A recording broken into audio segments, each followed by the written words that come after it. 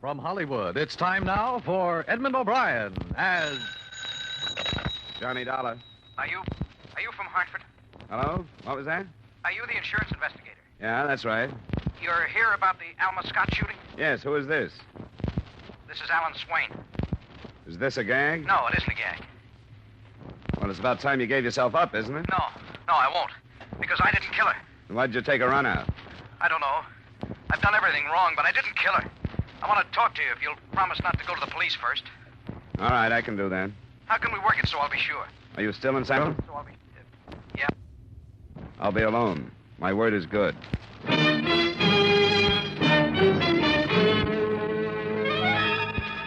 Edmund O'Brien in a transcribed adventure of the man with the action-packed expense account.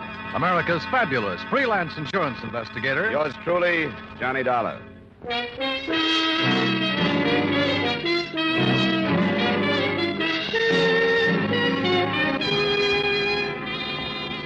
Expense account submitted by Special Investigator Johnny Dollar to Home Office, Columbia All Risk Insurance Company, Hartford, Connecticut. The following is an accounting of expenditures during my investigation of the Alma Scott matter. Expense account item 1, $219 airfare and incidentals between Hartford and San Francisco. For a day and a half, the investigation had taken the form of a search for the man who called me, Alan Swain. 4 witnesses, tenants in the dead girl's apartment house, had seen him running away in the corridor outside her flat immediately after they'd heard the shots. So when this chief suspect phoned about 8 that second night to say that he was innocent and wanted to see me, I was naturally more than anxious to set the meeting up. Later, I wasn't so happy about it. According to arrangements, I cabbed to the corner of Fulton and 26th Avenue, found a photography shop in front of which I was supposed to be picked up, and stood there for about 5 minutes looking at the pictures of some uninteresting brides.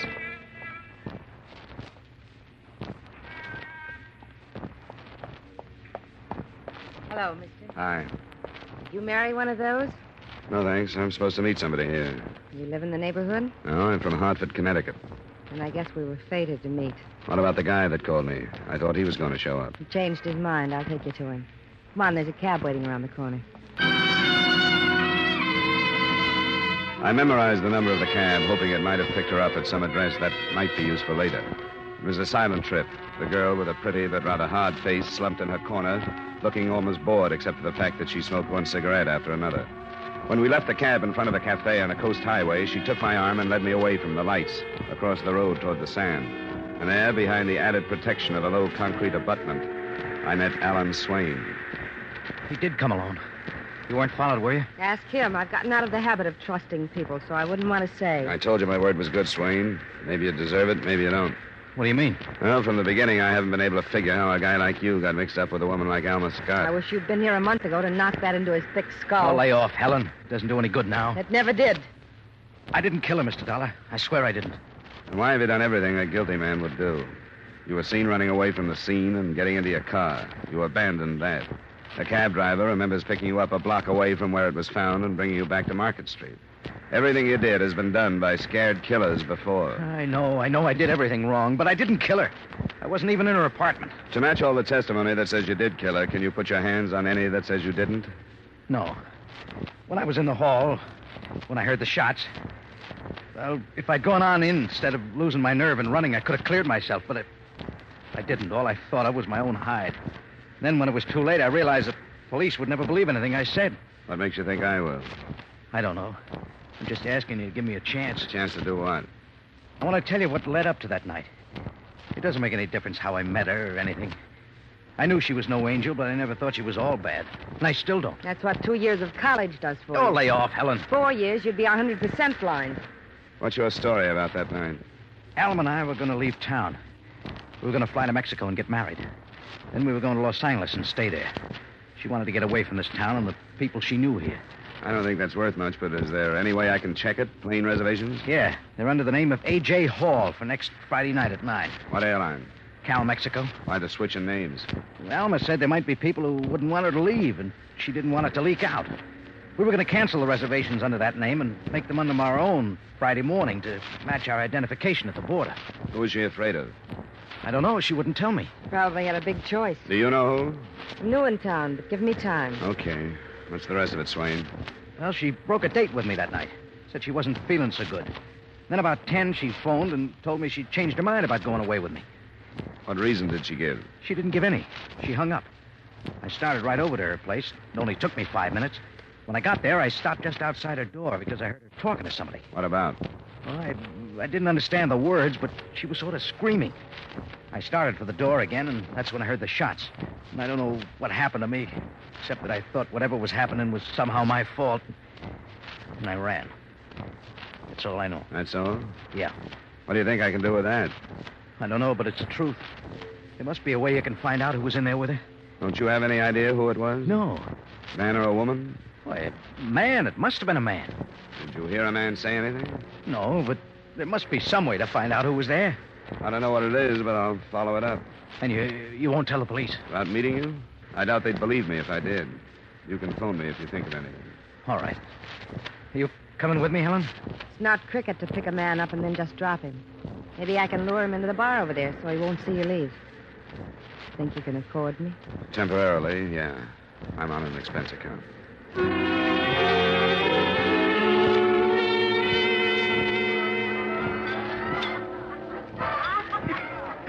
Hello. The bar, or do you want a booth? Booth, please. This one over here okay? Yeah, sure, it's fine. I'll take your order. An old-fashioned, I guess. Rye and soda. Okay. Rye old and a high with soda. It's not generally known that Swain has a sister, is it? Do you think he has? You're too young to be his mother. Thanks. I can't quite see you in that woman scorned part. I've been there. Can I have a light? Oh, sorry. Tell me something. Why do you think a woman might have killed her? I didn't say that, did I? You asked Al if he knew whether it was a man or a woman. It was nothing but wishful thinking. She carried a life insurance policy with a half-sister as beneficiary. We can't find her.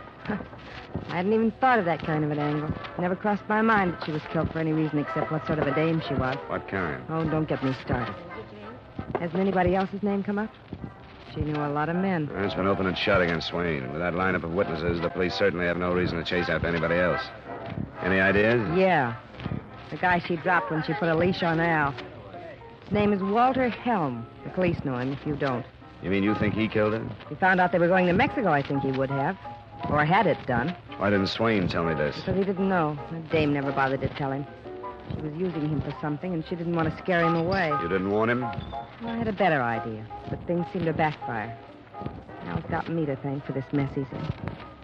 I tipped Walter Helm that they were leaving for Mexico. How did I know Al would go storming up there? I don't have the faintest notion, but I wish you'd phoned a different detective.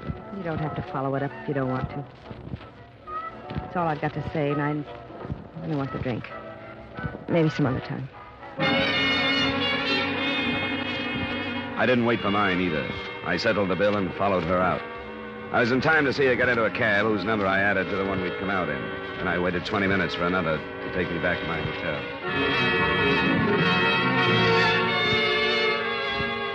I had no idea of sharing with the police or tossing at Walter Helm the vague hearsay evidence that had been given me. It seemed to me the logical place to go was back to the tenants in Alma Scott's apartment building. And the developments that followed paint a fairly true picture of that hindrance to accurate investigation, the average witness. I won't bother quoting all four at the address, but Mrs. Swinehart will serve as a composite. Why, yes, Mr. Dollar. I'm glad that I can be of service. I'll do anything I can. Thank you, Mrs. Swinehart. I just come from talking with Mr. Robertson down the hall. Oh, yes. Didn't you say that he was already in the corridor the other night when you got there? Yes, he was. Uh-huh. Well, he seems to think now that you were there before he was. Oh, but that's not so. I remember distinctly. I went out, and as you know, the Robinson apartment is across and to the rear of the one that woman lived in. Toward the rear of the building from the Scott. Yes. Well, why, when I went out, the first person I saw was Mr. Robertson, standing there. Then I heard the sound of running up toward the front and saw this man. He was running toward the street entrance? Yes, he was. So you looked very briefly toward the rear. And saw Mr. Robertson. And then turned toward the sound? Yes. Uh-huh. Are you absolutely positive that it was Mr. Robertson you saw? Oh, of course I am. Was anything said? No. Nobody said anything for a minute. We were startled, you know. Now, Mr. Robertson remembers that as soon as he came out and saw you, he asked you what had happened. Oh, well, Mr. Robertson is wrong. He was there when I came out. If he said anything, I didn't hear him. Could it be that you expected to see Mr. Robertson standing where you had so often seen him, and after a glance that took maybe a second, your mind automatically said, that is Mr. Robertson? Mr. Dollar, I know what I saw. What's the meaning of this? It's just possible that there was a second man mixed up in this thing the other night. A man who might have come out of Miss Scott's apartment and instead of bolting toward the front entrance, gone quietly to the rear stairway and out the back. Oh, dear. That's why it's so important that you're sure. Could it have been someone else that you glanced at and glanced away from? Someone who left while your attention was on the running man? Well, I was sure it was Mr. Robertson. The second time you looked, it was. We're all sure of that. For that first glance. I was so sure. It might be that Swain, who looked so guilty, might not be. It could be the difference between life and death to him. Oh, now you have confused me. I was so sure. But I shouldn't like to call Mr. Robertson a liar if he truly believes that I was in the corridor when he came out. After all, it all was so sudden and shocking. I suppose anybody's mind could play tricks, as you say. Will you come and talk to Mr. Robertson with me? Oh, dear. Yes, I will. But I'd so hoped we'd heard the end of this dreadful thing. In less than an hour, 4 positive witnesses had broken down in the face of doubt. None of them could swear that there had been a second stranger in the hallway. But neither could they swear that there hadn't been. And none of them had actually seen Alan Swain come out of the Scott apartment.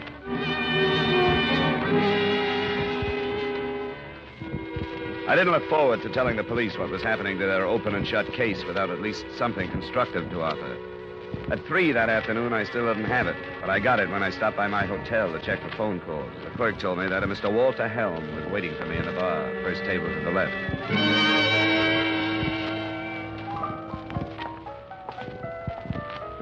Mr. Helm? That's right. My name is Dollar. Oh, sit down. What are you drinking? Nothing, thanks. It's a little early for me. I don't suppose you know anything about me, but I'll get right to the point. The papers say you're working on the Alma Scott case. I have an interest in it. She was a friend of mine. Oh? You've got to do something about finding that maniac that killed her. Well, if you think you can help, you ought to go to the police. I don't want to go to the police. I want to talk to you. Where can we do it in private? Your room? I guess so, if you've got reason to keep it that private. I have. Come on. Which way do we go?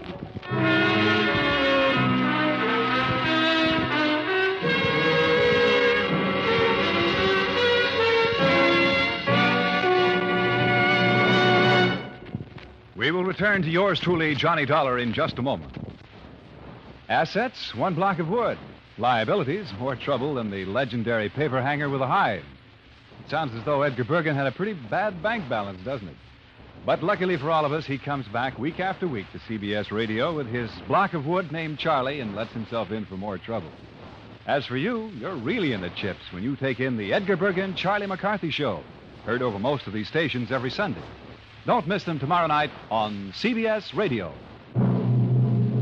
Now, with our star Edmund O'Brien, we bring you the second act of Yours Truly, Johnny Dollar.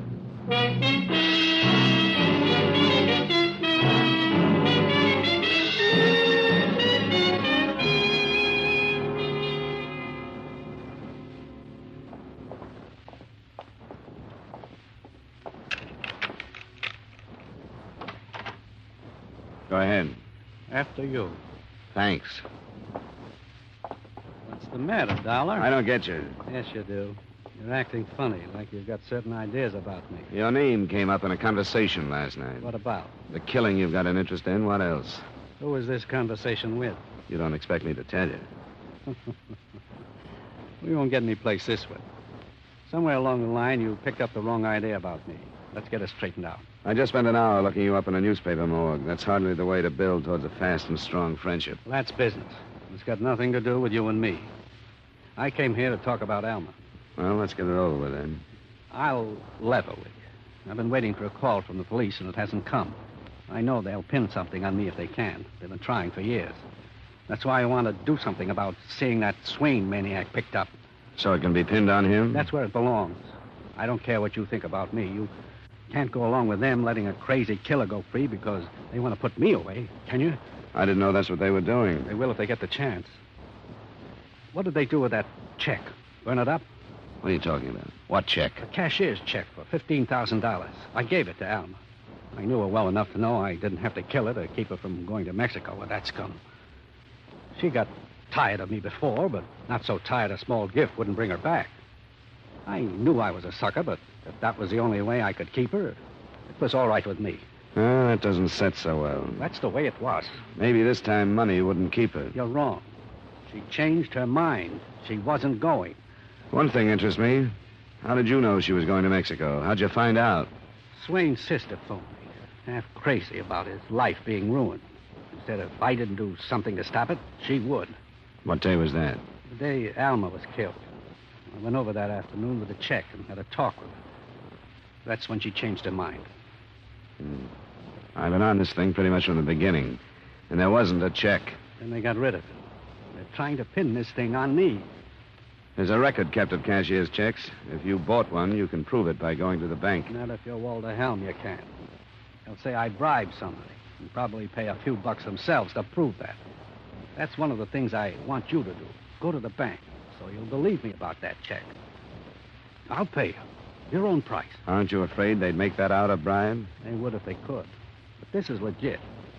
You've got a private license. You're for hire, aren't you? Not by a suspect, after I've been given access to state's evidence. What kind of evidence? I could really make this worth your while. Just between you and me. I feel sorry for you, Helm. You're a big wheel, but when you can't count on your money getting you something or getting you out of something, you're lost. Because nobody will take you, anything you say, or anything you do at face value. Maybe you're right. I'm not complaining, but maybe this is the deal that sets you right.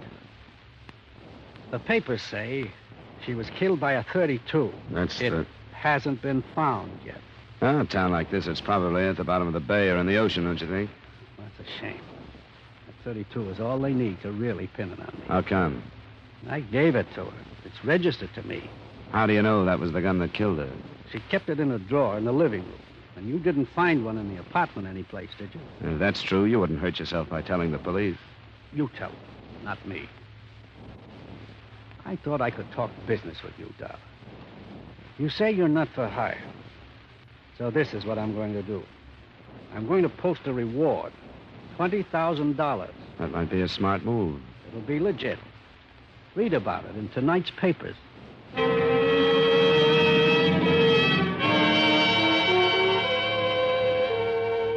The notice made the front page of the paper I got under the caption, "Cooling Murder Sparked by Reward." And strangely enough, it sounded sincere, not slanted toward Swain as I'd halfway expected, but offering $20,000 for any information leading to the arrest and conviction of the person or persons who murdered Miss Alma Scott. I didn't know how the police fared, but as far as I was concerned, reaction set in almost immediately.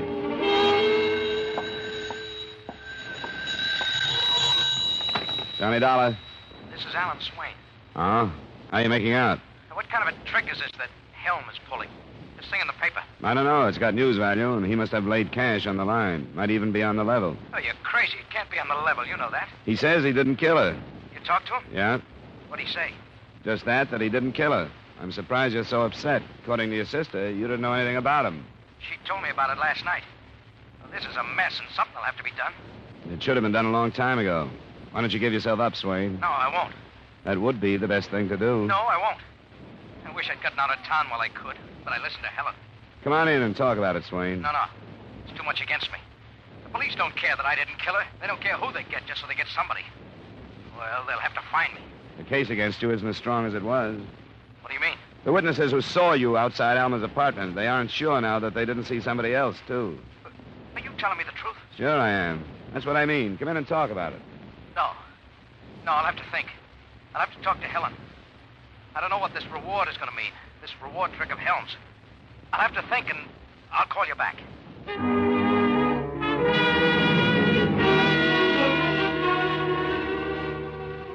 The phone rang again about an hour and a half later. I thought it was Swain, but it wasn't. It was Lieutenant Halloran at police headquarters. He had a confession to Alma Scott's murder that he wanted to talk to me about. It was made, he said, by a woman who claimed she was Alan Swain's sister. This dame says she knows you, that she met you last night. I guess she did. She says you met Swain and her at the beach. This guy phoned me, Lieutenant. It could have been a crank. It could have been anything. I met them, and nothing they said would have done you any good, so I didn't bother with it. Bother me with it? With what we haven't had, did you think I'd mind picking up a suspect? You know my racket. Sometimes I have to give my word. If I get out of the habit of keeping it, I'm going to miss a lot of bets. Sometimes I wish I was still a private cop and could get away with that stuff again. You were one? Yeah, Seattle until 49. Well, then you understand. I'm not supposed to. I tell you, what they gave me just broke down the case you were building. Now it looks like there's nothing to it. What'd she say? Last night, did she question you as to why you thought a woman might have killed Alma Scott? Yeah. A beneficiary, the only possible insurance angle in the case, by the way. She said that when you mentioned that, she figured you had something on her. When the reward was posted, she decided to give herself up. You sound like you don't quite believe her, Lieutenant. Well, I'll be honest. I don't know. You think she's protecting her brother? I said I don't know. You want to talk to her? If it'll help. I'll send you.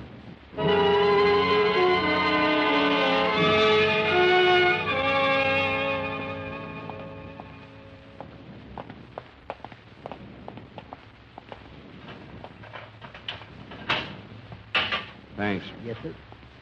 I hope I didn't put you on the spot by talking about last night. That's not important. Well, I was going to ask you to sit down this way. Move over. I was surprised to hear about this. I'm surprised, too. What do you mean? Oh, it's the whole thing. I never thought I'd go this far. Get rid of people who were hurting me. Murder is pretty far. You think it was worth it? I don't know. But I had to get him away from that thing. I didn't grind through burlesque houses for 10 years to let that happen. Been taking care of him that long? Longer. I'm not decent. Guess I took my mother complex out on him. Sent him to school. Even 2 years of college. I guess it was wrong.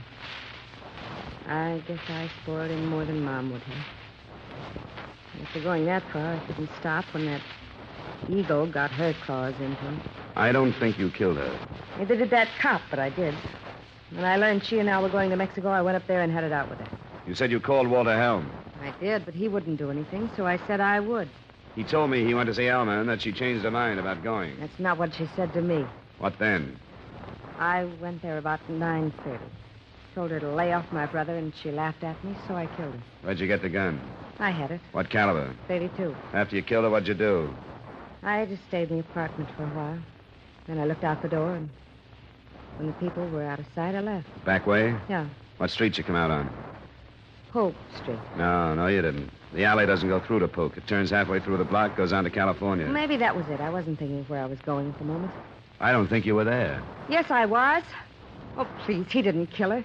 He wouldn't have. You don't kill something you love, and he thought he loved her. It takes only a split second for love to turn into hate. He didn't kill her. I told you I did.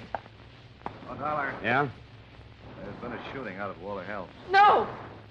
Oh, I thought you'd want to know. no. Oh.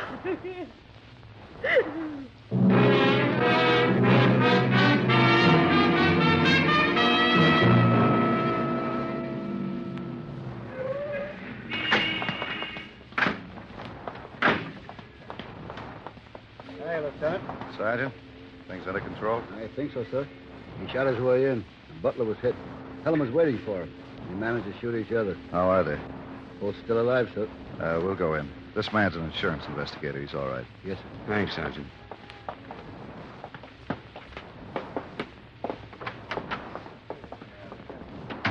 Where's Swain? Right over there, sir. Thanks. Swain. Swain? Swain? Remember me? Yeah. Yeah. Did I kill him? We don't know yet. I hope I did. He took her away from me. He took her away from me. How, Swain? He said he gave her a check and she changed her mind about going with you. He took her away from me. We better leave him alone. He's in pretty bad shape. A lung shot, I think. Helm is over here. Hello, Helm. Never thought this would happen over some dame, did you, Copper? Take it easy. What happened, Helm? I heard the shots at the door. And there he was. Why'd he come here? I don't know. There's only one reason, Helm. You know it, and we know it. Doesn't make any difference, does it? Sure. I killed her. She was going to leave. I couldn't buy her back. So I stopped her the only way I knew. No scum like he was going to take her away. Nobody was going to take her away.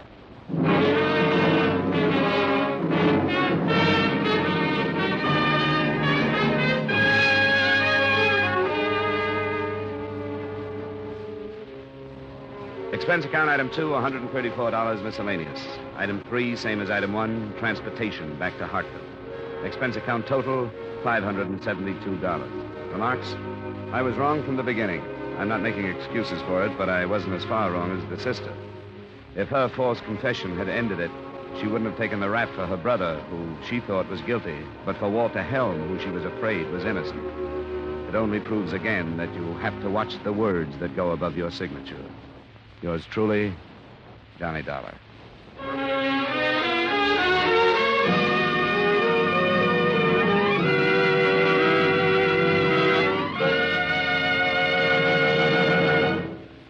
Yours truly, Johnny Dollar, stars Edmund O'Brien in the title role and is written by Gil Dowd with music by Wilbur Hatch.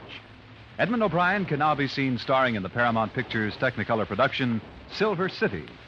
Featured in tonight's cast were Jack Moyles, Virginia Gregg, Jeanette Nolan, Herb Butterfield, Hy Averback, and Harry Long. Yours truly, Johnny Dollar, is transcribed in Hollywood by Jaime Del Valle.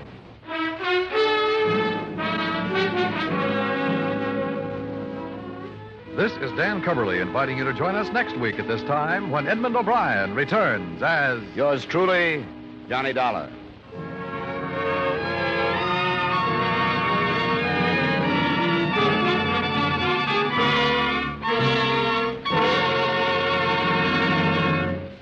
When you read the headlines in Korea, remember this. Industry can produce the bombers, the munitions, but only you can give the blood. And it's your blood that's saving the lives of 97 out of every 100 wounded men. Don't wait till it's too late. Give now. Call your local Red Cross Blood Center for an appointment. And then keep that date to save a life.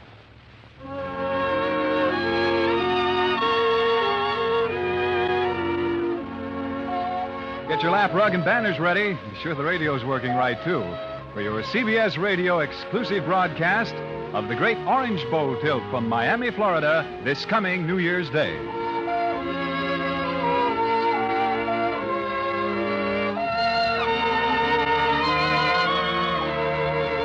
And remember, the Peggy Lee Show is heard Tuesday and Thursday evenings on the CBS Radio Network.